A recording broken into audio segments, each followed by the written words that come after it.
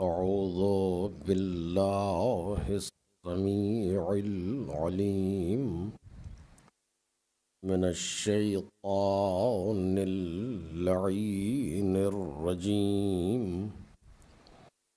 بسم الله الرحمن الرحيم.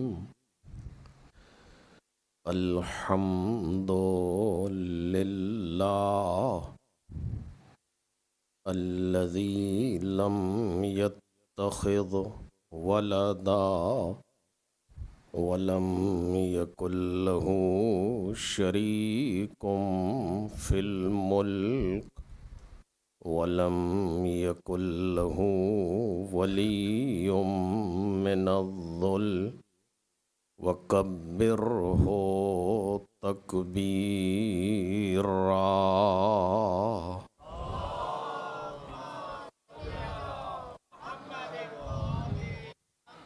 والصلاة والسلام والتحية والإكرام على سيد الأنام العبد المرتضى والنبي المجتبى والرسول المصطفى وآله الأطيبين الأطهرين الأكرمين المعصومين المظلومين الذين أذهب الله عنهم الرجس وطهرهم تطهيرا.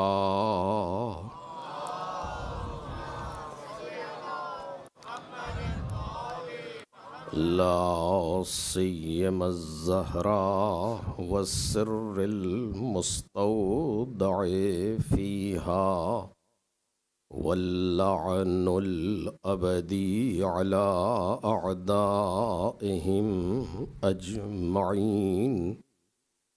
أما بعد فقد قالت أم الأئمة فاطمة الزهراء عليها الصلاة والسلام وهو الإمام الرباني هو الهيكل النوراني قطب الأقطاب وسلالة الأطياب الناطق بالصواب نقطة دائرة الإمامة.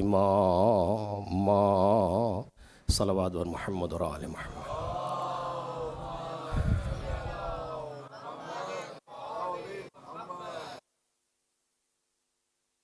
بزرگان محترم اور برادران ارجمند، جناب سیدہ سلام اللہ علیہا کے اس ایک فقرے کے ذیل میں ہماری گفتگو جاری ہے، جس میں آپ نے جناب امیر سلام اللہ علیہ کا تعارف کرایا ہے اور چند جملے ارشاد فرمائے ہیں کہ جو خود اپنے اندر معارف کے بہت سے نکات رکھتے ہیں، ارشاد فرما رہی ہیں هو الامام الربانی، جناب امیر علیہ السلام امام ربانی ہیں، والہیکل النورانی اور نورانی پیکر ہیں، قطب الاقطاب تمام محورہائے عالم کے محور ہیں، سلالۃ الاطیاب پاک لوگوں کی کے فرزند ہیں، الناطق بالصواب درست اور محکم گفتگو کرنے والے ہیں، نقطۃ دائرۃ الامامہ امامت کے دائرے کے مرکز ہیں۔ ان جملوں اور اس تعریف کے ذیل میں جس موضوع کا انتخاب کیا گیا ہے وہ ہے حضرت زہرا اور دفاع ولایت، اور اس پر ہماری گفتگو ہو رہی ہے۔ کل تک کی گفتگو اس منزل تک پہنچی تھی کہ بالآخر ولایت کا دفاع جناب زہرا نے کس طریقے سے کیا اور کیوں ضروری تھا۔ ہم صرف مقدمتاً کچھ باتیں آپ کے سامنے گزارش کر چکے کہ ایسی زہرا کہ واقعاً تاریخ بشریت میں جس کا جواب نہیں ہے۔ یہ کوئی ایسی لفظ نہیں ہے جس کو مبالغے میں کہا جائے یا ایسے ہی خطابت کے انداز میں کہا جائے، نہیں، یہ ایک حقیقت کا جملہ ہے کہ تاریخ بشریت میں جناب سیدہ سلام اللہ علیہا کا جواب نہیں ہے۔ کوئی ذات اس طریقے کی نہیں ہے کہ جس کے بارے میں یہ کہا جا سکے کہ وہ اور زہرا، یعنی کسی ایک ذات کو آپ جناب سیدہ پر حتی قیاس تک نہیں کر سکتے۔ تو تقریباً ان 14 ہستیوں کا کمال یہی ہے، لیکن کم از کم ائمہ طاہرین میں یہ تو کہا جا سکتا ہے کہ چونکہ سب صنف قوی سے ہیں، جناب امیر، امام حسن، امام حسین آخر تک، لیکن اپنے آپ میں سیدہ اکیلی ہے۔ سیدہ اپنے آپ میں اکیلی ہیں، کوئی بھی اس اعتبار سے جناب سیدہ پر قیاس نہیں کیا جا سکتا۔ عجیب منزل ہے۔ میں نے کل آپ کے سامنے گزارش کی حدیث کسا کے اعتبار سے کہ پروردگار عالم نے جب طہارت کے مرکز کو بیان کیا تو صرف ایک نام لیا اور بس، وہ نام تھا فاطمہ۔ اس کے علاوہ کوئی دوسرا نام نہیں آیا۔ میں بہت سی باتیں اس طرح کی ہیں، جملے جو آپ کے سامنے عرض نہیں کر سکتا، کیونکہ اس کے لیے کچھ چیزیں درکار ہیں کہ جو ہمارے قد سے بڑی ہیں، وہ کہہ نہیں سکتا ہوں آپ کے سامنے، ورنہ توجہ کریں آپ، جس بزم میں خود پیغمبر موجود ہیں، جناب امیر موجود ہیں، حسنین سب کے سب سردار ہیں، کوئی انبیاء کا سردار، کوئی اوصیاء کا سردار، کوئی جوانان جنت کا سردار، سب ایک سے بڑھ کر کے ایک شخصیت خلاصہ کائنات جہاں جمع ہوئے ہوں، اور ایسے میں جب پروردگار عالم ان پانچوں کا تعارف کرا رہا ہو تو ان پانچوں کے تعارف میں صرف ایک نام، یہ آپ کیا سمجھتے ہیں؟ یوں ہی ہے، یہ کوئی شاعر کا شعر نہیں ہے کہ آپ اسے تخیل کہیں، یہ کسی خطیب کا نکتہ نہیں ہے کہ آپ اسے خطابت کہیں، یہ کلام الہی ہے، کلام الہی ہے۔ ہم فاطمہ، اور بس میں ملائکہ میں ہم فاطمہ، بس دوسرا کوئی نام مرکز طہارت کے عنوان سے پروردگار عالم نے نہیں لیا۔ جس کو پہچنوایا وہ سیدہ کے رشتے سے پہچنوایا۔ عجیب ہے، یعنی واقعاً آپ سوچیں ذرا اس منزل پر کیسے انسان گفتگو کرے اور کیسے بیان کرے۔ یعنی اس مقام پر چادر کے نیچے جو لوگ جمع ہو رہے ہیں، کسی کا نام پروردگار عالم نے نہیں لیا، پہلے آواز دی کہ یہ ساری چیزیں ہم نے الا فی محبت ہؤلاء الخمسہ، یہ جو بھی تم دیکھ رہے ہو یہ سب ان کی محبت میں ہے۔ یہ جو 5 ہیں، اب یہ 5 کون ہیں؟ ان 5 میں نہ پانچوں کا نام لیا نہ کسی اور کا نام لیا۔ اب میں کیسے عرض کروں آپ کے سامنے، یعنی تعارف میں کسی کو استقلال نہیں دیا۔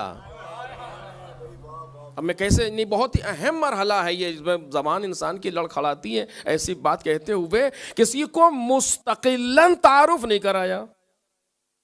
اگر 5 لوگ بیٹھے ہوں اور آپ کہیں کہ یہ فلاں ہیں، ان کا یہ مقام ہے، ان کی یہ پوسٹ ہے، یہ فلاں ہے، یہ فلاں جگہ کے CEO ہیں، یہ فلاں ہیں، یہ فلاں جگہ کے یہ ہیں، کچھ نہیں. ایک نام انتخاب کیا جس کو پہچانوایا اسی کے رشتے سے. یہ اس میں کون ہے؟ کہا فاطمہ. کہا بس؟ یعنی ان کا بابا. ان کے بابا بھی تو کچھ ہیں. ایک صلوات پڑھے نا محمد اور آل محمد.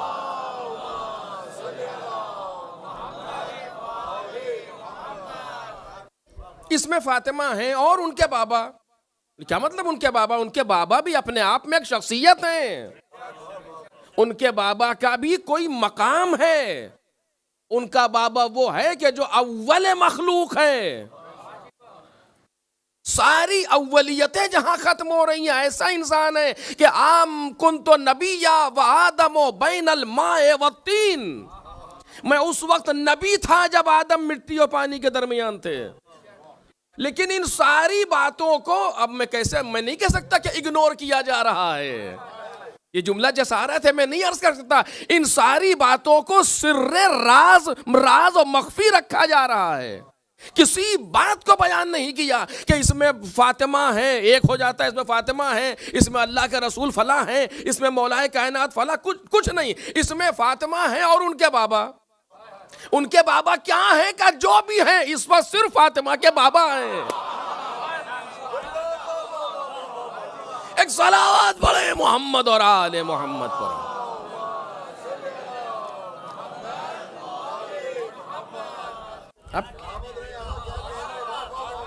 اب کیا سمجھ رہے ہیں اس چیز کو؟ میں نے عرض کیا کہ اگر کسی عام انسان کا کلام ہو تو اتنی زیادہ دقت نظر کی ضرورت نہیں ہے، خوب ٹھیک ہے. لیکن یہ جب کلام الہی ہو، جب ایسے موقع پر اتنا حساس وقت ہے کلام الہی کا، اور کہ گھر کے اندر ایک چھوٹا سا گھر بنایا گیا جس میں کسی کو نہیں آنے دیا. اگر ایک بیوی نے جانا بھی چاہا تو چادر اور کونا کھینچ لیا کہ نہیں تم خیر پر ہو مگر یہاں نہیں. کیوں؟ اس لیے کہ وہ لوگ ہیں جو سب کے سب اچھوتے ہیں، جن کا تاریخ انسانیت میں نہ کوئی جن کی مثال ہے نہ نظیر ہے. اور ایسے موقع پر کسی کا نام نہیں آ رہا. فاطمہ ان کے بابا. میرے مالک ان کے بابا سید النبیین اتنا ہی کہہ دے. کوئی ایک صفت پر پیغمبر کے لیے آئے کچھ نہیں. اس میں فاطمہ اور ان کے شوہر کون کا ٹھیک ہے سب کچھ ہے جناب امیر سلام اللہ علیہ، لیکن کسی ایک صفت کو جناب امیر کی بیان نہیں کیا. آپ اٹھا کر کے دیکھیں، وہ ابوہا ان کے، وہ بالوہا وہ بنوہا ان کے بچے ہیں. اور بنوہا میں سارے بچے ہیں اس کے اندر. شاید میں نے اس سے پہلے عرض کیا ہو کبھی، عربی میں دو طرح کی جمع ہوتی ہیں. ایک کو کہتے ہیں جمع قلت جو عام طور سے استعمال ہوتی ہے، اور ایک کو کہتے ہیں جمع کثرت کہ جو استعمال ہوتی ہے لیکن عام طور سے عوام کے درمیان، لوگوں کے درمیان استعمال نہیں ہوتی، وہ اپنا آتی ہے. کیا مطلب ہوتا ہے دونوں میں فرق کیا ہے؟ جمع قلت وہ ہے جس کا حد اقل 3 ہے، اس سے زیادہ جتنے بھی ہوں اس پر جم بولی جاتی. مساجد کتنی مسجدیں کا؟ کم از کم 3، زیادہ کا کوئی حد نہیں ہے. لیکن اگر جمع قلت کے باقاعدہ 4 اوزان موجود ہیں، اگر جمع قلت بولی گئی تو 3 نہیں 10 سے اوپر بولی جائے گی. اس سے کم پر جمع قلت نہیں بولی، جمع کثرت نہیں بولی جائے گی. پروردگار عالم یہ نہیں کہہ رہا کہ ہم فاطمہ و ابوہا و بعلہا و ابناہا یا ابنیہا. اس میں فاطمہ ہیں، ان کے بابا ہیں، ان کے شوہر ہیں، ان کے 2 بچے. 2 تھے مگر 2 نہیں کہا. بنوہا 10 سے زیادہ. توجہ کریں، یعنی جو تمہیں دکھ رہے ہیں وہ بھی ہیں، جو نہیں دکھ رہے ہیں وہ بھی ہیں. ایک صلوات پڑھے محمد اور آل محمد.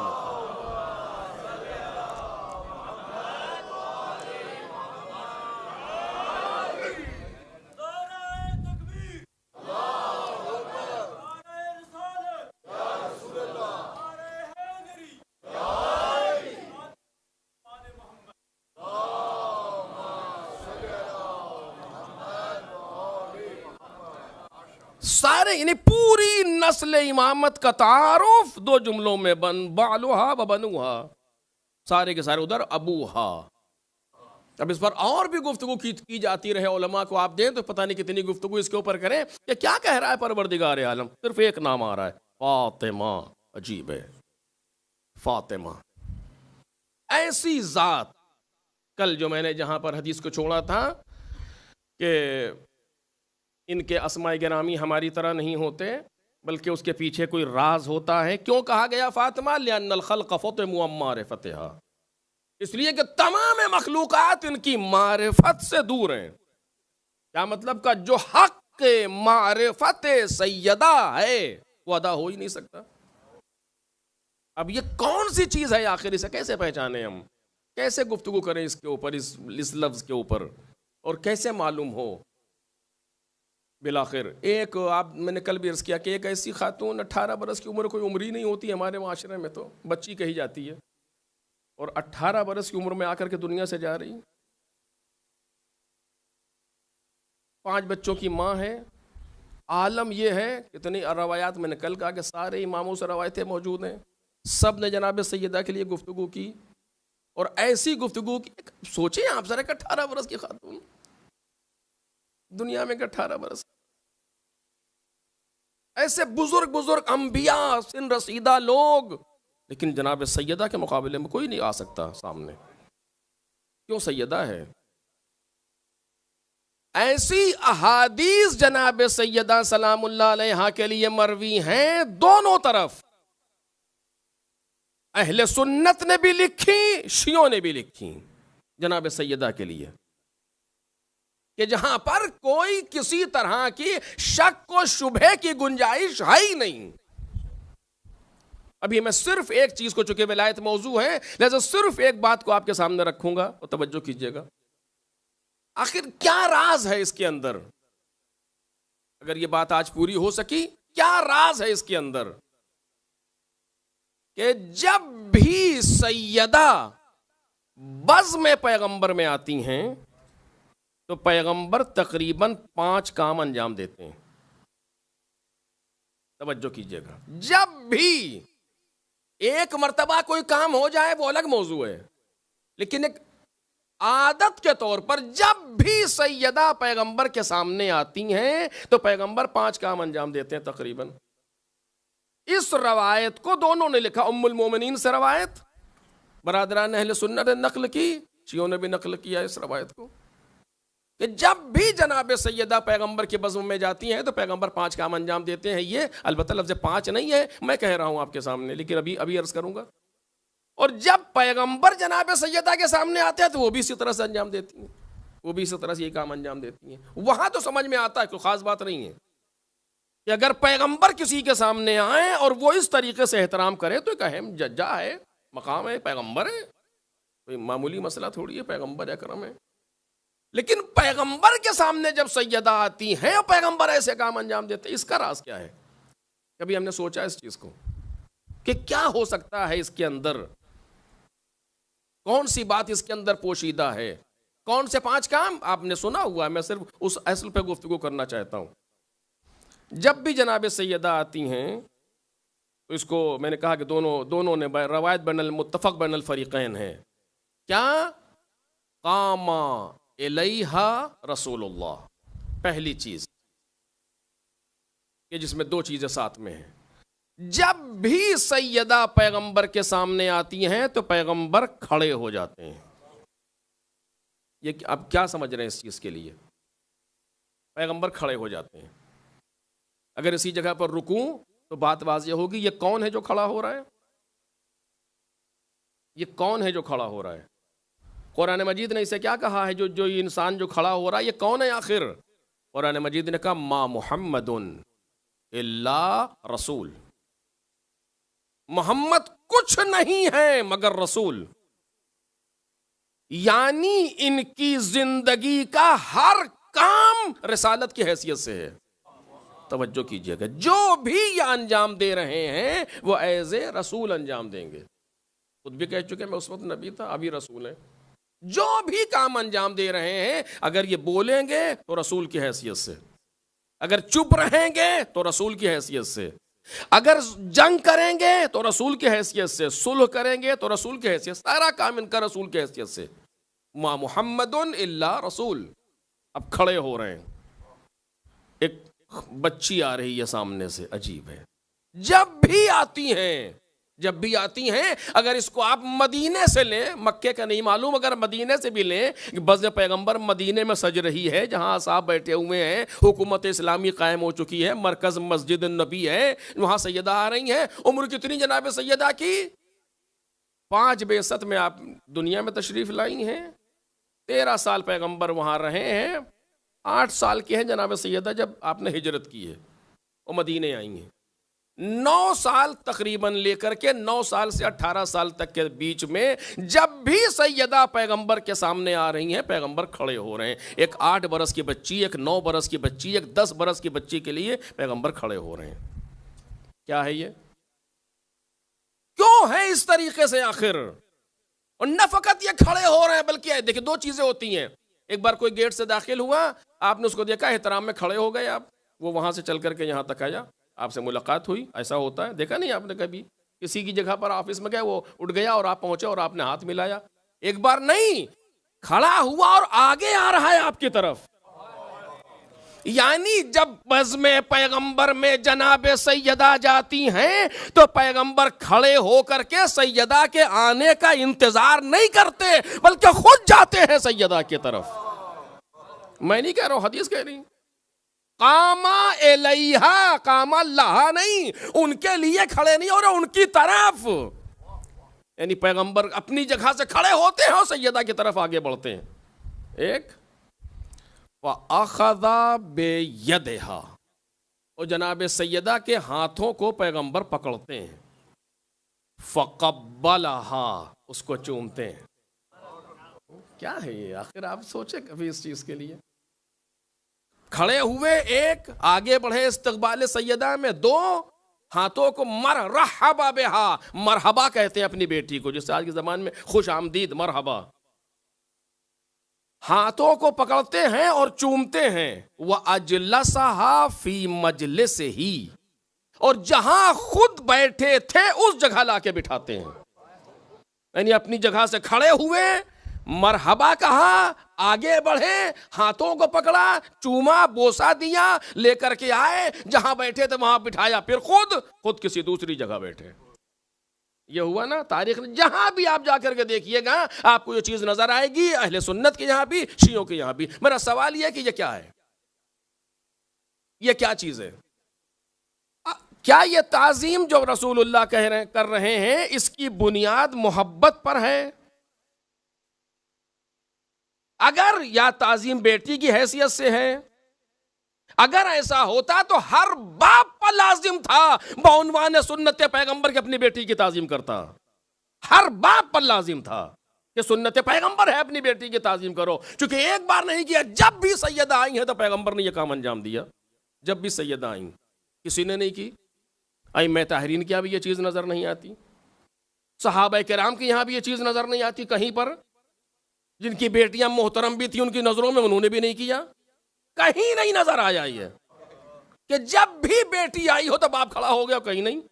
کہ یہ تعظیم بیٹی اور باپ کی حیثیت سے ہے ہی نہیں. صلوات پڑھیں محمد اور آل محمد.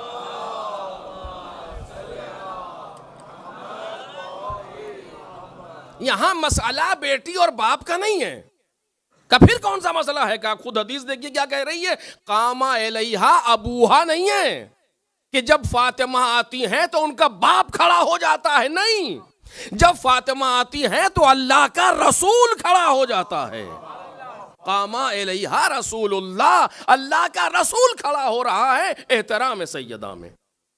خوب، اب یہاں پر رکیں گے، تھوڑا سا اس کو عرض کریں گے، اس کے بعد 2-4 باتیں اور ہیں، اگر وقت رہا تو آج ورنہ کل آپ کے سامنے گزارش کریں گے. یہ ہے کیا اس کے اندر؟ توجہ کیجئے گا میرے عزیزو. کچھ باتیں وہ ہیں جس کو ہمیں بہت سنجیدگی سے سوچنا چاہیے. میں اس کے جو راز جو سمجھ میں آ رہا ہے اس پر گفتگو کرنا چاہتا ہوں 2 لمحوں کے اندر.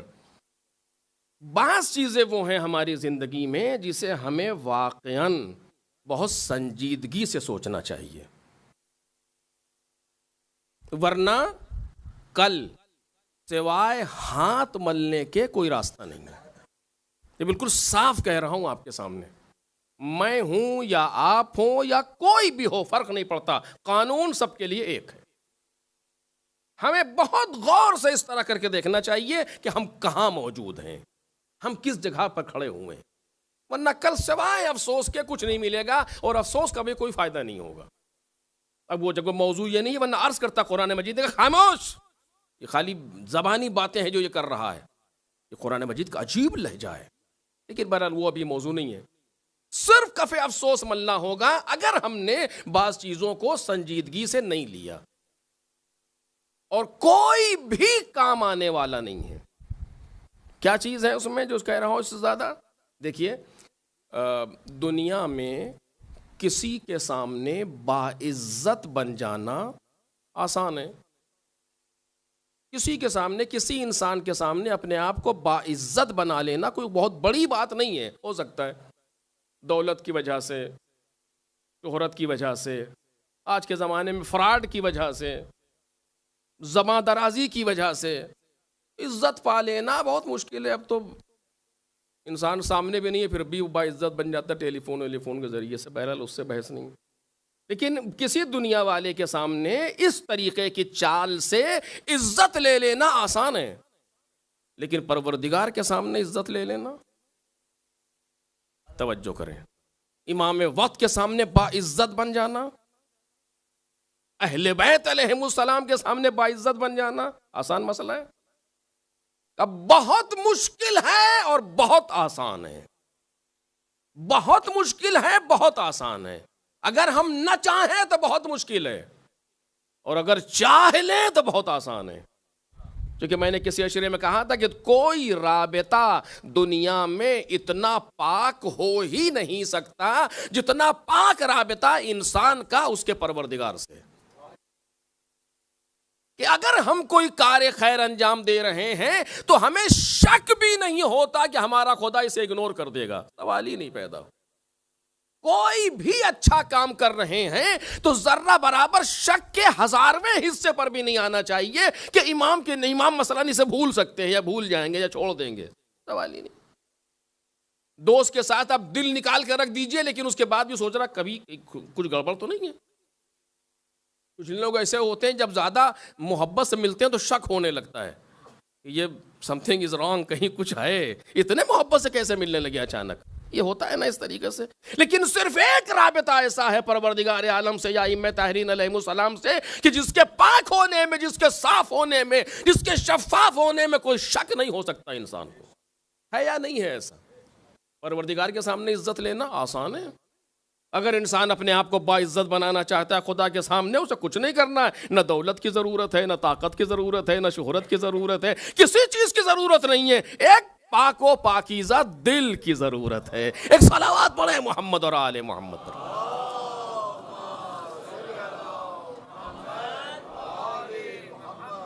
ہے نا اس طریقے سے ایک پاک و پاکیزہ دل چاہیے پروردگار سے رابطے کو درست رکھنے کے لیے، ائمہ طاہرین سے روابط کو درست رکھنے کے لیے اتنا ہی چاہیے، اس سے زیادہ کچھ نہیں چاہیے۔ مادی دنیا کی مادی چیزیں، مکان و دولت و گاڑی و یہ وہ تو و میں، کسی چیز کو معصوم نہیں دیکھتا۔ ان اللہ لا ينظر الى وجوهكم والى اعمالكم بل ينظر الى قلوبكم والى نیاتکم۔ پروردگار نہ تمہارے چہروں کو دیکھتا ہے نہ تمہارے اعمال کو دیکھتا ہے، وہ تمہاری نیتوں کو دیکھتا ہے اور تمہارے دل کو دیکھتا ہے۔ یعنی عجیب انداز الہی ہے، جسے سب دیکھتے ہیں وہ اسے نہیں دیکھتا، اور جسے کوئی نہیں دیکھتا وہ اسی کو دیکھتا ہے۔ صلوات پڑھ دیں محمد اور آل محمد۔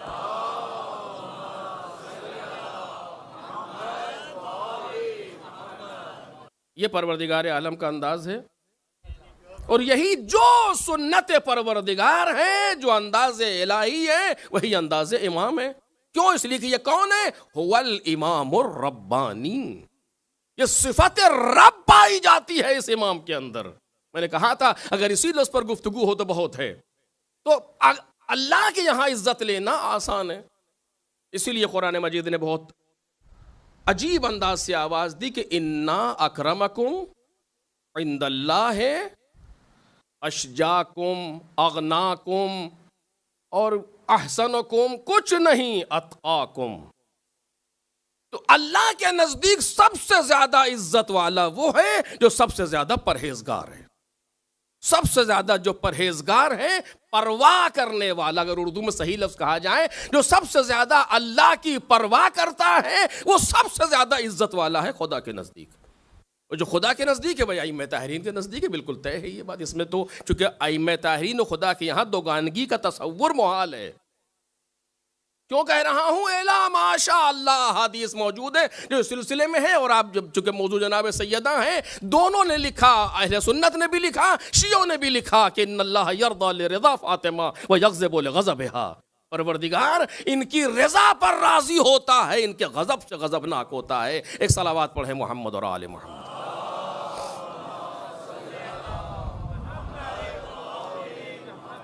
یہ تھوڑی سی تحلیلی گفتگو ہے جو آپ کے سامنے رکھوں گا تاکہ میں اس منزل تک پہنچ سکوں جہاں تک پہنچنا چاہتا ہوں. یہ ایک مرحلہ. خوب، لہٰذا انسان کے اندر پروردگار کے سامنے روابط کو درست رکھنے میں اور سارے کمالات کو حاصل کرنے کی بنیاد ایک چیز ہے. بہت توجہ عزیزیوں. ایک ام الخنور کے اشرے میں ایک بات اس بار عرض کی تھی آپ کے سامنے. ایک چیز ہے جو تمام کمالات الہی کی اور پروردگار کی طرف سے جو کمالات عطا ہوتے ہیں یا تمام کمالات انسانی کی بنیاد ہے ایک چیز. وہ کیا چیز ہے؟ عبودیت. توجہ کیجئے گا. عبودیت، راستہ صرف عبودیت ہے. اس کے علاوہ کوئی راستہ نہیں ہے. آپ چاہے جس کے پاس چلے جائیں، آیت اللہ بہجت کے پاس جائیں، آیت اللہ قاضی طباطبائی کے چیزوں میں دیکھیں، آیت اللہ رضا بہاؤدینی کے، جہاں پر بھی آپ کو جانا ہو، جس اللہ والے سے پوچھنا ہو، سب یہی بیان کریں گے، راستہ صرف عبودیت. عبودیت، عبودیت حاصل مصدر ہے.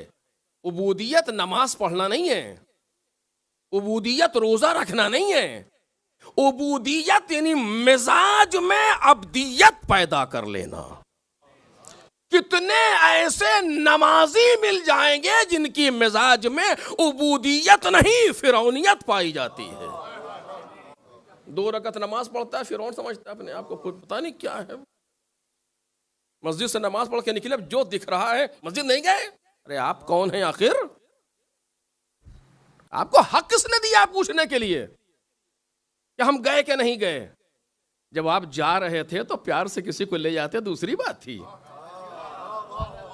اب نکل کر آپ کس پر افتخار کر رہے ہیں آخر؟ 1-2 رکعت نماز پڑھ کر کے آیا، پتہ نہیں کیا سمجھ رہا ہے اپنے آپ. عبودیت وہ ہے کہ جو عبادتوں کے نتیجے میں حاصل ہوتی ہے. توجہ کیجئے گا کہ مزاج میں ایسی چیز آ جائے کہ صرف خدا، صرف اہل بیت، اس کے علاوہ کچھ نہیں. یہ عبودیت ہے. عبد بنے انسان. نمازی بننا اور ہے، عبد بننا اور ہے. اب اس کے فرق کو اگر بیان کیا جائے تو بہت وقت چاہیے بیان کرنے کے لیے، میں وہاں تک نہیں آپ کے سامنے عرض کر سکتا. روزہ دار بننا اور ہے، عبد بننا اور ہے. کتنے ایسے لوگ ہیں کہ جو اعمال کو انجام دیتے جا رہے ہیں مگر عبد نہیں بن رہے. عبد نہیں بن رہے. عبد یعنی کیا کہ جہاں پر ذہن میں کوئی تصور نہ رہ جائے سوائے ان کے. دیکھیں آپ، اسی لیے ائمہ طاہرین کے مقابلے میں جو لوگ ہیں محبت کرنے والے بہت ہیں، لیکن اہل بیت کی معرفت میں اور اہل بیت اپنے آپ کو اہل بیت کے حوالے کرنے والے کم ہیں. اور یہ اس سے پہلے بھی کئی بار عرض کر چکا ہوں. امام حسین مدینے سے جا رہے ہیں، کتنے لوگ آپ کو مشورہ دے رہے ہیں، یہاں نہ جائیے، وہاں نہ جائیے، انہوں نے لے جائیے، انہوں نے لے جائیے. اب آپ کون ہوتے کہنے والے کہ ہم کیا کریں؟ یہ جانے والا امام ہے. آپ کو معلوم ہے امام کسے کہتے ہیں؟ یہ امام ہے جو جا رہا ہے. لیکن اسی جگہ پر ایک ایسی شخصیت موجود ہے کہ جو اگر مشورہ دینے کا حق ہوتا تو سب سے پہلے اسے ہوتا. کون ہے وہ ذات؟ آپ سب جانتے، جناب ابو الفضل العباس سلام اللہ علیہ.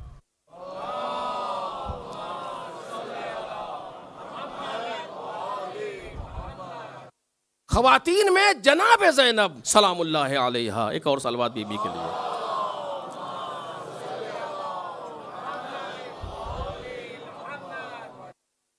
پوری کربلا آپ اٹھا کر کے پڑھیں، مدینے سے مدینے تک کوئی ایک مشورہ امام کو آپ جناب عباس کا دکھا دیجئے، جناب زینب کا دکھا دیجئے، کوئی ایک مشورہ۔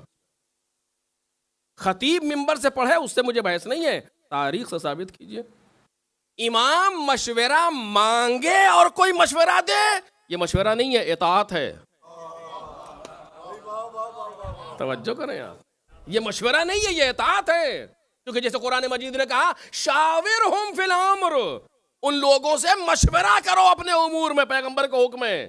تو اگر پیغمبر مشورہ مانگ رہے ہیں، کوئی مشورہ دے رہا ہے، تو یہ اطاعت پیغمبر ہے، مشورہ نہیں ہے۔ مشورہ دینا تب ہے کہ یہ خاموش ہو اور آپ آ کر کے کہیں۔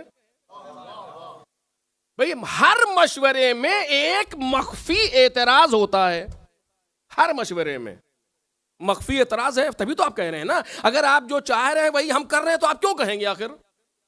یعنی ہم جو کر رہے ہیں وہ آپ کی نظر میں مناسب نہیں لگ رہا، اس کو آپ کبھی اعتراض کے طور پر کہہ دیتے ہیں، کبھی اصلاحاً مشورے کے طور پر کہتے ہیں، لیکن رہتا ہے کہ اعتراض ہے اس کے اندر۔ اب وہ شوگر کوٹڈ ہو جاتا ہے، کبھی اچھے انداز سے آتا ہے جس کا اسلام نے حکم دیا ہے، کبھی بغض منمانے اعتراض آتا ہے، لیکن رہتا ہے کہ اختلاف نظر ہے۔ اختلاف نظر نہ ہو تو مشورہ انسان کیوں دے گا کسی کو؟ امام کے سامنے جناب زینب، جناب عباس، پورے سفر میں کوئی ایک مشورہ نہیں ہے۔ جناب عباس ایک امام کے ساتھ رہے، جناب زینب دو اماموں کے ساتھ رہی، لیکن کہیں پر کوئی مشورہ نہیں ہے۔ کیوں؟ کیونکہ انہیں معلوم ہے کہ یہ امام ہے، صرف اتنا ہی کافی ہے کہ یہ امام ہے، انہیں مشورہ نہیں دیا جاتا بلکہ ان کی اطاعت کی جاتی ہے۔ توجہ کیوں؟ اس لیے کہ بندگی کر رہے ہیں، یہ عبد ہے پروردگار کے۔ جب انسان اللہ کا عبد بنے گا تو امام کی اطاعت کرے گا۔ اب دیکھیے اگر آپ تو اب وہ لطف آتا ہے اس جملے کا کہ جب جناب عباس سلام اللہ علیہ کی زیارت انسان پڑھے اور آواز دے السلام علیکہ ایھا العبد الصالح، ایک صلوات پڑھے محمد اور آل محمد۔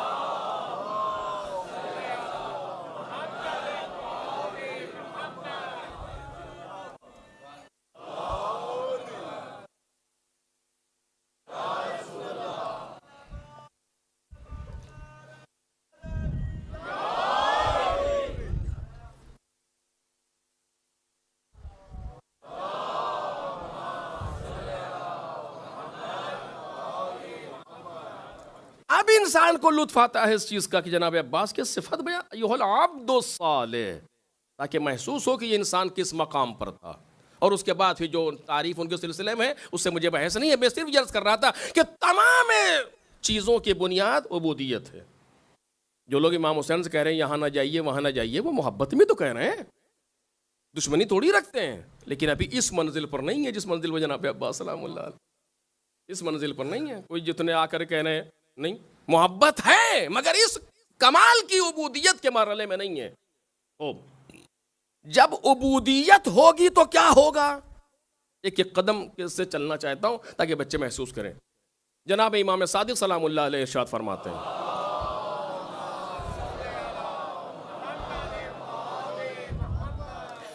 العبودیت جوہرۃ کنھہا الربوبیہ۔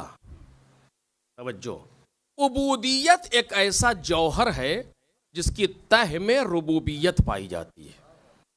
یعنی کیا مطلب کہ تم عبودیت کرو، پروردگار تمہارے اندر آثار ربوبی پیدا کرے گا۔ درست؟ عبودیت، مجھے عبودیت پر نہیں بولنا، صرف اپنے اس لفظ تک جانا چاہتا ہوں۔ تمام چیزوں کی بنیاد یہی عبد ہونا اور عبودیت ہے۔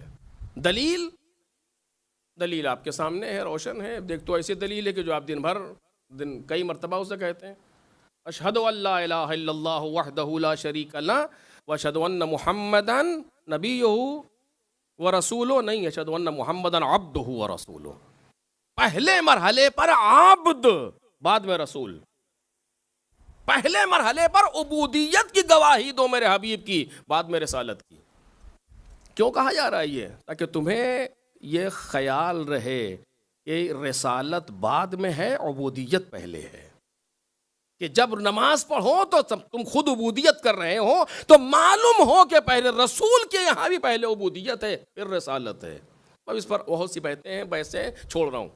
امام ارشاد فرماتے ہیں کہ ان اللہ اتخذ ابراہیم عبدا قبل ان یتخذہ، بعض جگہوں پر خلیلہ، بعض جگہوں پر نہیں ہے، نبیہ. ان اللہ اتخذ ابراہیم نبیا قبل ان یتخذہ رسولا، ان اللہ اتخذ ابراہیم رسولا قبل ان یتخذہ اماما. سب سے پہلے پروردگار عالم نے جناب ابراہیم کو عبد بنایا، پھر نبی بنایا، پھر رسول بنایا، پھر امام بنایا. عبد سے بات شروع ہوئی، امامت تک گئی. تمام چیزوں کی بنیاد عبودیت ہے. جتنے بھی اللہ کی طرف سے عہدے انسان کو ملیں گے وہ سب عبودیت کی بنیاد پر ملیں گے. اب یہاں پر رک کر کے ایک بات کہہ رہا ہوں جس کی دلیل کا موقع بھی نہیں ہے، آپ صرف کہنے سے مان لیجئے، کبھی ہوگا تو دلیل آپ کے سامنے ہوگی. کہ جب انسان کے اندر عبودیت پیدا ہوتی ہے، بہت توجہ، تو عبودیت کے نتیجے میں ولایت آتی ہے. جتنی قوی عبودیت ہوگی اتنی قوی انسان کی ولایت ہوگی. ولایت یعنی اختیار کائنات کے اوپر، اختیار انسانی. اور وہ ہمیشہ کا واقعہ ہے، کئی بار آپ کے سامنے عرض کر چکا ہوں، دلیل کے طور پر صرف کہہ رہا ہوں. میں نے بہت سی چیزیں اس طرح کی ہیں جو عام انسانوں کی چیزیں ہیں، عام انسانوں کی چیزیں. لیکن یہ چونکہ بالآخر شہزادی کا تذکرہ اس بہانے سے کہ کوفے میں جناب زینب نے خطبہ دینا چاہا، لوگوں نے تالیاں بجانا شروع کر دیں، باجے بجانے لگے، عورتیں شور کرنے لگیں. تو آپ کو معلوم ہے اس موقع جناب زینب نے کون سی مناجات پڑھی تھی؟ جناب زینب نے کون سی دعا پڑھی تھی ان لوگوں کو خاموش کرنے کے لیے؟ نہ کوئی مناجات، نہ کوئی دعا، نہ کوئی ذکر، حتیٰ کچھ نہیں. بلکہ جناب زینب نے ایک سادہ سا جملہ کہا، ہم لوگ کا جو روزانہ ہم لوگ کہتے ہیں کیا؟ خاموش. بس اس سے زیادہ جناب زینب نے کوئی جملہ نہیں کہا. آپ تاریخ جانتے ہیں، جناب زینب نے کہا خاموش. اس لفظ جس کو عربی میں کہا اسکتو یعنی خاموش. راوی کہتا جناب زینب کے منہ سے جملہ نکلا تو دو اثر ہوئے، حبست الانفاس وسکتت الاجراس. سینوں میں سانسیں گھٹ گئیں.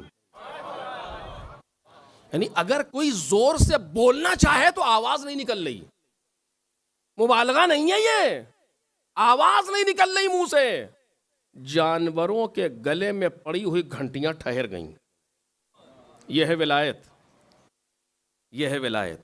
وہ عبودیت کی منزل ہے کہ شام غریبہ میں پوری رات کھڑی ہوئی نماز شب پڑھ رہی ہے. وہ عبودیت کی منزل ہے، یہ ولایت کی منزل ہے. جناب زینب نے کوفے کے بازار پر موت کا سناٹا چھا دیا. امام نہیں ہے، نبی نہیں ہے، رسول نہیں ہے، ولی خدا ہے. ولایت کہاں سے آئی؟ عبودیت کے نتیجے میں. کہ اگر ایک لفظ جناب زینب اپنی ولایت کے اعتبار سے کہہ دے تو انسان میں ہمت نہیں ہے. یعنی کیا مطلب؟ ہمیں مجبور نہ سمجھ لینا، ہم اللہ کے ولی ہیں، لیکن یہ ضرورت وقت ہے، دین کی ضرورت ہے جو ہم اس طریقے سے تمہارے سامنے آ رہے ہیں. ایک جملے سے یہ ولایت ہے. جب انسان کے اندر عبودیت پیدا ہوتی ہے تو نتیجے میں ولایت آتی ہے. توجہ کیجئے گا، یہی ولایت جب کمال کی منزل پر جاتی ہے، بہت ہی بلند مرتبے پر آتی ہے، تو اس کا ظہور ہوتا ہے. بہت توجہ میرے عزیزو.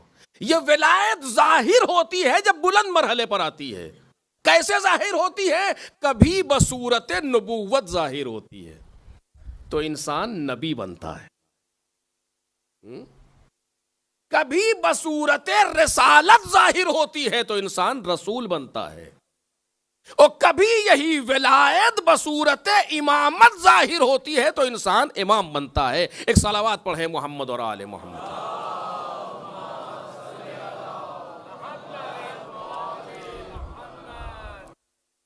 یعنی اگر آپ کسی کو نبی ہوتا ہوا دیکھیں تو خود بخود یہ بات سمجھ لیں کہ اس کے اندر عبودیت پائی جاتی ہے، اس کے اندر ولایت پائی جاتی ہے. اور نبی کی ولایت کے لیے قرآن مجید باقاعدہ بیان کر رہا ہے. کیسے عرض کروں آپ کے سامنے؟ جناب عیسیٰ سلام اللہ علیہ، ایسے اشارہ کر دے انسان کے تمام مرض ختم ہو گئے۔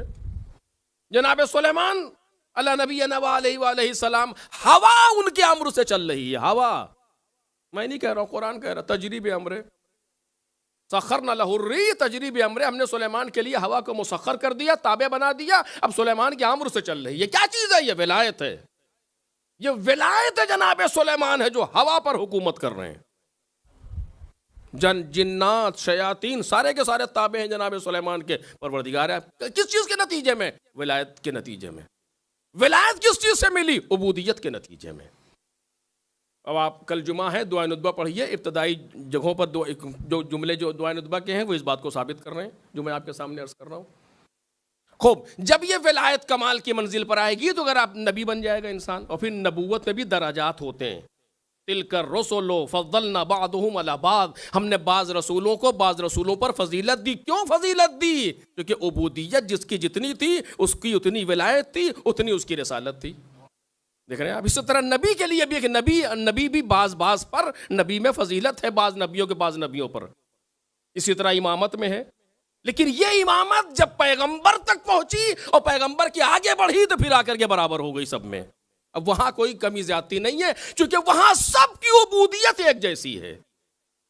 جب سب کی عبودیت ایک جیسی ہے تو سب کی ولایت ایک جیسی ہے۔ اسی لیے کہا کبیرنا و صغیرنا سوا، ہمارا چھوٹا اور بڑا برابر ہے، کیونکہ سب کی عبودیت ایک جیسی ہے۔ خوب، یہاں تک بات آ گئی؟ یعنی اگر نبی نے ایک انسان نے اپنے اندر عبودیت پیدا کی تو نتیجے میں ملی ولایت، ولایت ظاہر ہوئی بصورت نبی۔ پتا چل گیا کہ یہ انسان کتنا بڑا عابد ہوگا کہ اس کو پروردگار عالم نے نبی بنایا ہے۔ کسی کو انسان اللہ نے رسول بنایا تو معلوم ہو گیا کہ یہ انسان جو رسول بنا ہے یہ کتنا بڑا عابد ہوگا، چونکہ یہ رسول ہے۔ اور اسی میں رسالت آگے بڑھتے بڑھتے آخری منزل پر آئی، جہاں عبودیت کمال پر، وہیں رسالت بھی کمال پر، وہیں نبوت بھی کمال پر، وہیں امامت بھی کمال پر۔ کون؟ آخری نبی حضرت محمد مصطفیٰ صلی اللہ علیہ وسلم۔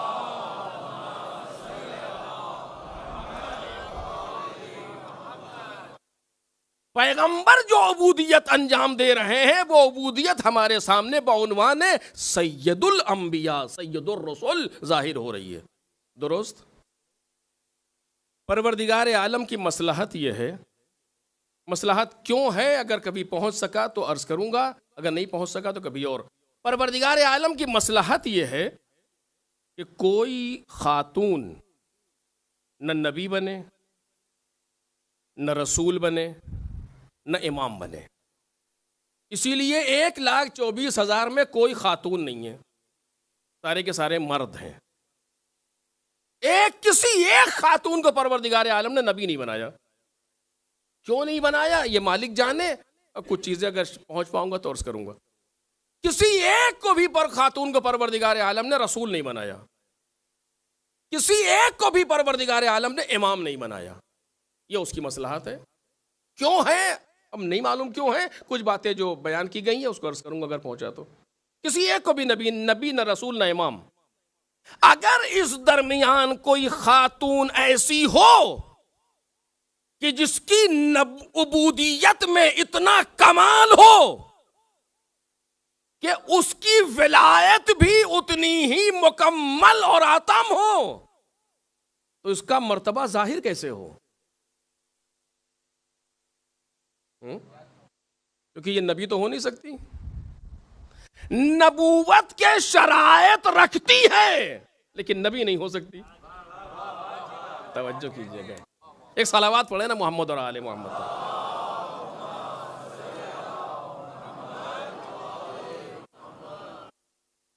رسالت کی تمام شرطیں، جو کرائیٹیریا ہے رسالت کا، وہ مکمل ہے، مگر رسول نہیں ہو سکتی۔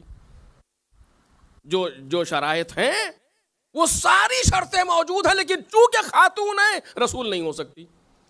جو امامت کے لیے چیزیں ضروری ہیں، قرب و عبودیت و یہ اور وہ سب کچھ موجود ہے، لیکن امام نہیں ہو سکتی چونکہ خاتون ہے۔ تو اس کا مرتبہ دنیا کے سامنے ظاہر کیسے ہو؟ توجہ کیجئے گا، اس کا مرتبہ سامنے کیسے آئے؟ پتہ کیسے چلے کہ اس کی ولایت میں وزن کتنا ہے؟ کیسے معلوم ہوگا؟ کیونکہ اگر یہ نبی بن جاتی تو ہم سمجھ لیتے، اگر یہ رسول بن جاتی تو ہم سمجھ لیتے، اگر یہ امام ہو جاتی تو ہم سمجھ لیتے کچھ نہیں ہو سکتی، یہ چونکہ خاتون ہے، کوئی بھی صحیح خاتون ہے۔ اب جب خاتون ہے تو اس کی ولایت کے وزن کو سامنے آنا چاہیے، اس کی ولایت دنیا کے سامنے محسوس ہونی چاہیے۔ کیسے محسوس ہوگی؟ کہ ہم بتائیں گے اس کی ولایت کا وزن کتنا ہے۔ توجہ کیجئے، ہم بتائیں گے اس نے ہمارے لیے عبودیت کی ہے نا، کہ جہاں امام حسن فرما رہے ہیں، کل میں نے آپ کے سامنے عرض کیا علیہ الصلوۃ والسلام کہ ما کانا فی الدنیا اعبد من فاطمہ، دنیا میں کوئی جناب فاطمہ سے زیادہ بڑا عبادت گزار نہیں ہے۔ امام حسن کہہ رہے ہیں ما کانا فی الدنیا اعبد من فاطمہ، دنیا میں کوئی ان سے زیادہ عبادت گزار نہیں۔ کانت تقوم حتی تتورم قدماہا، اتنا کھڑی ہوتی ہیں پروردگار کے سامنے کہ دونوں پیروں پر ورم آ جاتا ہے۔ عبودیت ایسی تو اسی کے نتیجے میں ولایت بھی ویسی، لیکن ولایت ظاہر کیسے ہو، معلوم کیسے ہو کہ مقام سیدہ کیا ہے؟ کیا اس کو ہم ظاہر کریں گے؟ اے نبی، جب بھی تمہارے سامنے سیدہ آئیں، ایک صلوات پڑھیں بآواز بلند بر محمد اور آل محمد۔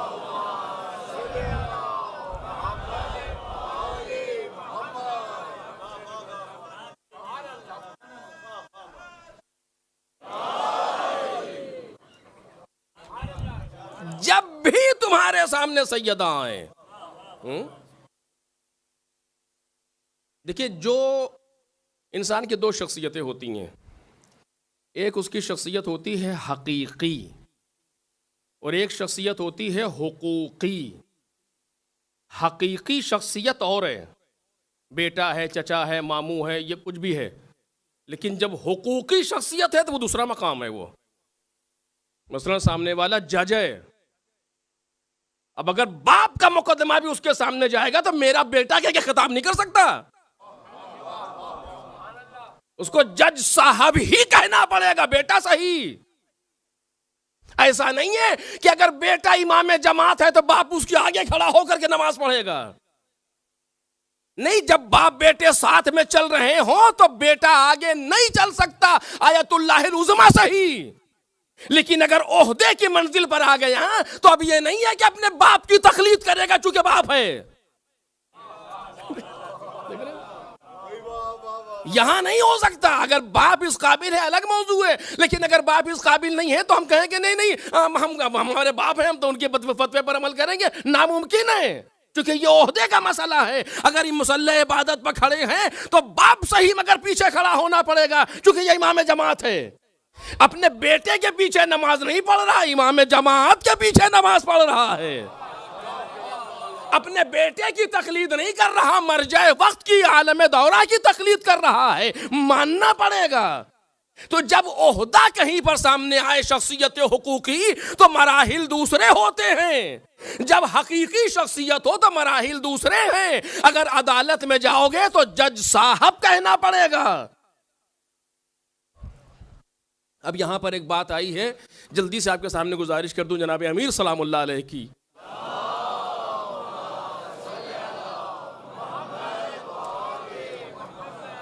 کہ کتنا رعایت کرنا پڑتی ہے ایسی شخصیتوں کی اور ہم کتنا کرتے ہیں۔ ایک شخص نے مولا کائنات کے خلاف مقدمہ دائر کر دیا، جناب امیر کے خلاف، خلافت دوم سوم کسی کا مجھے یاد نہیں کون سا موقع ہے، مقدمہ دائر کر دیا اس نے۔ قاضی نے دونوں کو بلا لیا عدالت میں، مدعی یا مدعا علیہ، وہ مدعی ہیں، یہ مدعا علیہ ہیں جناب امیر، اور بہرحال قاضی کی ذمہ داری، قاضی نے بلایا، اس سے پوچھا کیا کہتے ہو، نام لیا اس کا، نام میرے ذہن میں نہیں، کیا کہتے ہو تم، اس نے اپنی بات رکھی، ان سے کہا کہ ابو الحسن آپ کیا کہتے ہیں، بس جیسے اتنا کہا مولا عدالت سے باہر چلے آئے، کہ جس عدالت میں، جس محکمے میں عدالت کی رعایت نہ ہو فیصلہ کیا صحیح کرے گا؟ کیا مطلب؟ کہ اگر تم نے اس کو نام لے کر کے بلایا تھا تو ہم کو بھی نام لے کے بلاتے ہیں، اگر تم نے ہمیں کنیت سے بلایا تھا تو اسے بھی کنیت سے بلاتے، کیونکہ یہ گھر نہیں ہے، عدالت ہے، محکمہ ہے، یہاں کے مسائل دوسرے ہیں۔ ایک تم نے اس انسان کو نام لیا اور ہمیں کنیت سے بلایا، خاص احترام ہمیں دیا، یہی سے بات خراب ہو گئی۔ دیکھ رہے ہیں آپ، اتنی رعایت کرنے والا شخصیت حقوقی، حقیقی شخصیت میں آپ کچھ بھی صحیح اس انسان کے، لیکن حقوقی شخصیت دوسری ہے۔ جب بھی سیدہ سامنے آئیں، حقیقی شخصیت میں بیٹی ہے، لیکن حقوقی شخصیت میں اللہ کی ولی ہے، اس کی ولایت تمہاری ولایت کے ہم پلہ ہے۔ ایک صلوات پڑھے محمد اور آل محمد۔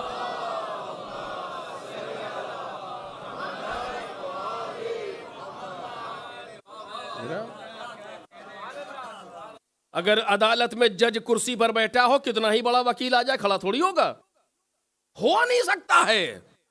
ہاں کب کھڑا ہوگا؟ جب اسی کے برابر کا کوئی دوسرا جج آ جائے، تب احترام کرے گا۔ رسول اللہ کھڑے ہو رہے ہیں تعظیم میں جناب سیدہ کی، کیوں؟ اس لیے کہ کوئی برابر کی شخصیت ہے جو سامنے آ رہی ہے۔ اب سمجھ میں آتا ہے فاطمہ تو بضعۃ منی۔ ایک صلوات پڑھے نا محمد اور آل محمد۔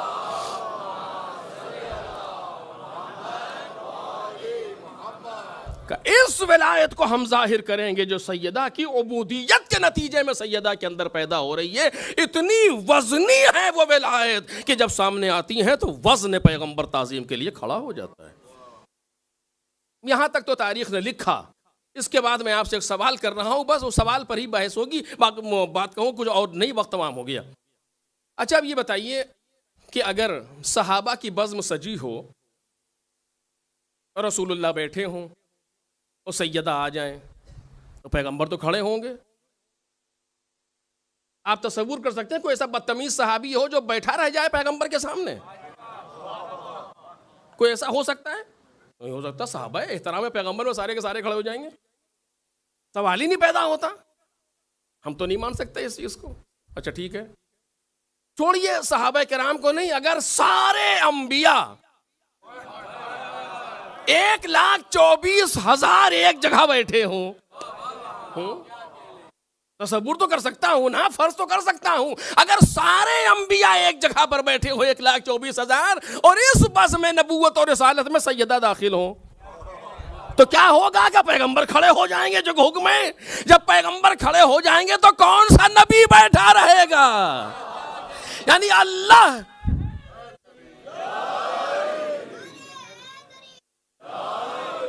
جب رسول اللہ کھڑے ہو جائیں گے تو کون سا نبی بیٹھا رہے گا؟ کوئی نہیں۔ اب سمجھ میں آیا کہ وزن سیدہ کتنا ہے، کہ جہاں رسالتیں تعظیم کر رہی ہیں سیدہ کی، ایک صلوات پڑھ دیں محمد اور آل محمد۔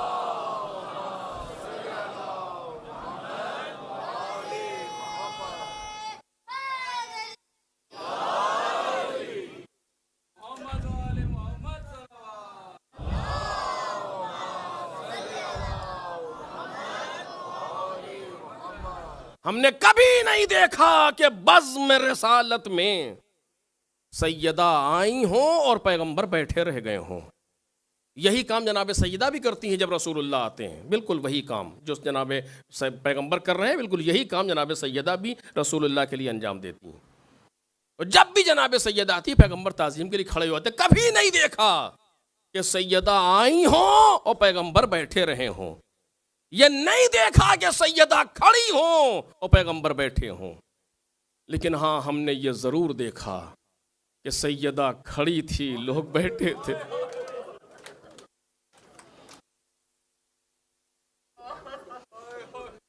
ہم نے بعد پیغمبر یہ ضرور دیکھا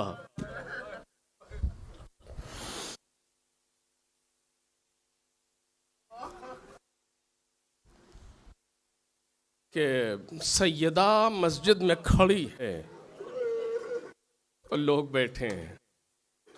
کیا ہو گیا؟ سنت پیغمبر بھول گئے؟ احترام سیدہ کو سراہا نہیں جا رہا۔ اب یہاں کتنی کچھ چیزیں ہیں لیکن ابھی عرض نہیں کر پاؤں گا چونکہ وقت چاہیے اس کے لیے، اس جگہ پر روک رہا ہوں۔ ہاں میرے عزیزو، یہ وہی دن ہیں کہ جب مولا گھر میں اکیلے ہیں، جس کو یاد کر کے سیدہ روتی تھی۔ علی اس مظلوم کا نام ہے جس کی زندگی میں اس کی مظلومیت پر سیدہ رو رہی ہیں، سیدہ رو رہی ہیں۔ کس چیز پر رو رہی بنت مصطفیٰ؟ علی ہمارے بعد جو آپ پر آنے والا ہے۔ کیا مطلب؟ اس لیے کہ علی ابن ابی طالب اب تنہا ہو جائیں گے، اب اکیلے ہو جائیں گے علی ابن ابی طالب۔ اب وہ وقت نزدیک ہے کہ علی کنویں میں منہ ڈال کے گفتگو کریں۔ درد دل اب سیدہ اب کس سے کہیں علی ابن ابی طالب؟ بچوں نے آ کر کے اطلاع دی، اطلاع کیا دی؟ بچے آ کر کے باپ کے کمر سے لپٹ گئے، بابا قد مات تم، بابا اماں رخصت ہو گئی۔ مولا کائنات غش کھا کے گرے، گھر آئے۔ ایک جملہ عجیب کہا مولا کائنات نے، آواز دی ہے بنت مصطفیٰ، اب تک جو مصیبتیں مجھ پر پڑتی تھیں میں تم سے کہہ کر کے تسلی لے لیتا تھا، تم سے کہہ کر کے مجھے تسلی ہو جاتی تھی۔ اے بنت مصطفیٰ یہ بتائیے اب یہ علی اپنے دل کا درد کس سے کہے؟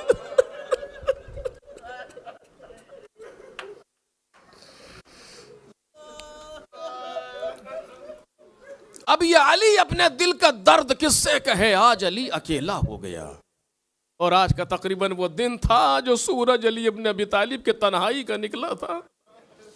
مولا کائنات بچوں کے ساتھ گھر میں اکیلے ہیں، چھوٹی سی زینب،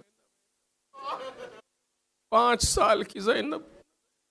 عجیب عالم ہے، کیسے بچوں کو سمجھاتے ہیں مولا کائنات ہمیں نہیں معلوم، گھر کی کیفیت آج کیا گزری ہمیں نہیں معلوم، مولا کائنات کا حال کیا ہوا۔ بس جہاں سے کل مصاحب چھوڑے تو 2 جملے سن لے، بات تمام ہو رہی ہے۔ مولا کائنات نے رات کا انتظار کیا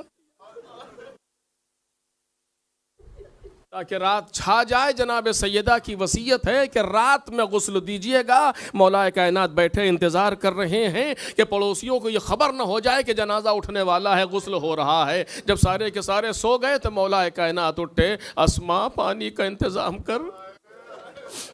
سن سکیں گے آپ؟ مقاتل کہتے ہیں کہ جنازے میں پانی لا کر کے کون دے رہا؟ حسن و حسین۔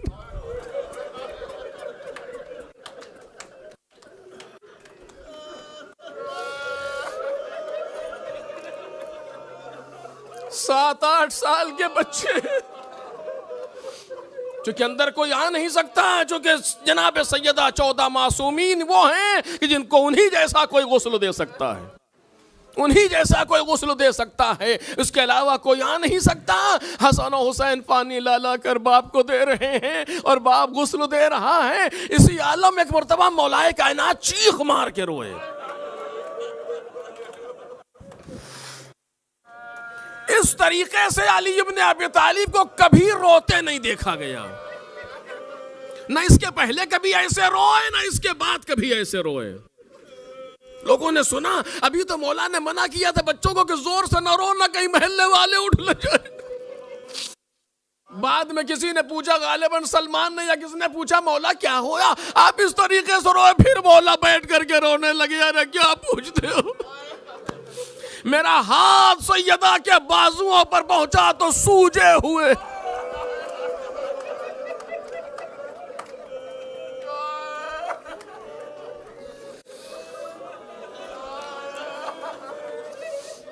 کیسے پڑھوں عزیزوں؟ کچھ چیزیں ایسی ہیں جو زبان سے نہیں کہی جا سکتی ہیں، کیسے ادا کروں؟ لیکن ہاں بس ایک جملہ سن لیجئے اس طریقے سے کہ بعض مقاتل سے اور بعض عبارتوں سے ایسا ظاہر ہوتا ہے کہ جناب سیدہ کا ایک ہاتھ اٹھتا نہیں تھا۔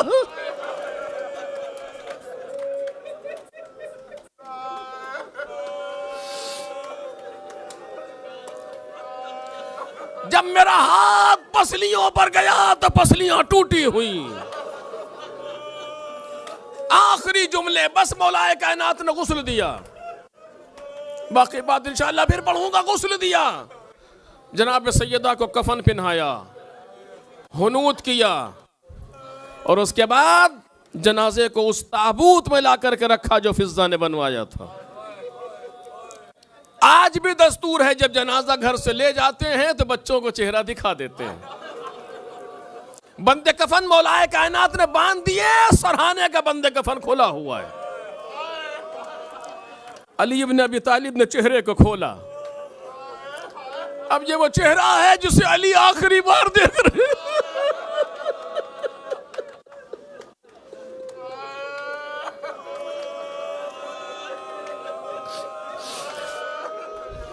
جس چہرے کو دیکھ کر کے مولا کے سارے غم دور ہو جاتے تھے. جب علی دنیا کے غم سے گھر آتے تھے, طنز سن کر کے لوگوں کو گھر آتے تھے, سیدہ کے چہرے پر نظر پڑتی تھی, سارے غم دور ہو جاتے تھے. اے علی, دل بھر کے آخری بار دیکھ لو.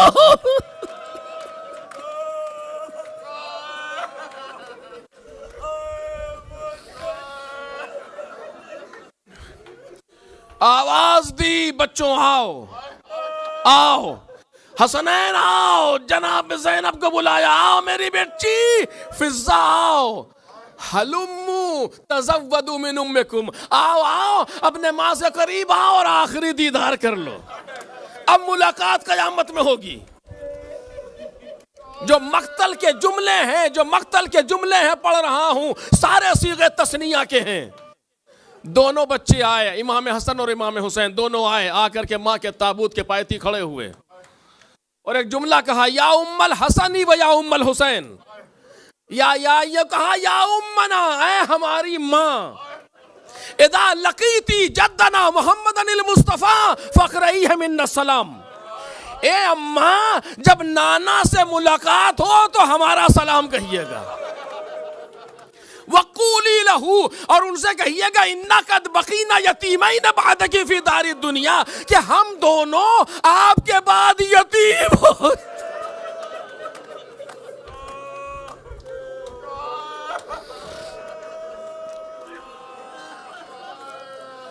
کل میں نے پڑھا تھا کہ شہادت کے وقت بھی حسنین آئے تھے, لیکن سیدہ نے یہ عمل نہیں کیا. لیکن آج جیسے ہی بچوں کے زبان پر لفظ یتیم آیا, برداشت نہ ہوا.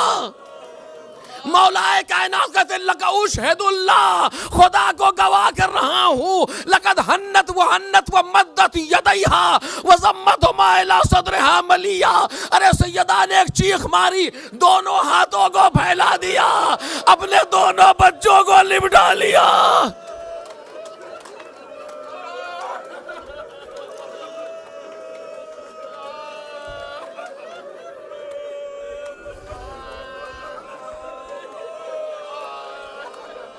ایک جانب سے حسن لپٹے ہوئے, ایک جانب سے حسین لپٹے ہوئے. لفظ ملیہ دیر تک سیدہ لپٹائے رہی. علی کھڑے رو رہے ہیں, گھر میں ایک عجیب سا منظر ہے. آسمان سے آواز آئی, یا علی رفعہما, اے علی ان دونوں کو اٹھا لو. فقد ابکیا واللہ ملائکۃ السماء, ان دونوں نے ملائکہ آسمان کو رلا دیا. مولا کائنات آگے بڑھے, حسن کا بازو تھاما, اٹھو میرے لال اٹھو. حسین کا ہاتھ پکڑا, اٹھو میرے بچے اٹھو. مقتل خاموش ہو گیا. ایک جملہ کہوں گا, ارے ہاں, ماں باپ کے لاشوں سے بچوں کو پیار سے ہٹایا جاتا ہے. کوئی تماچا مار کے نہیں ہٹاتا, کوئی تازیانہ مار کے نہیں ہٹاتا. یہ کربلا کے لیے تھا. 4 سالہ بچی باپ کے لاشے سے لپٹی ہوئی, بابا بابا تازیہ.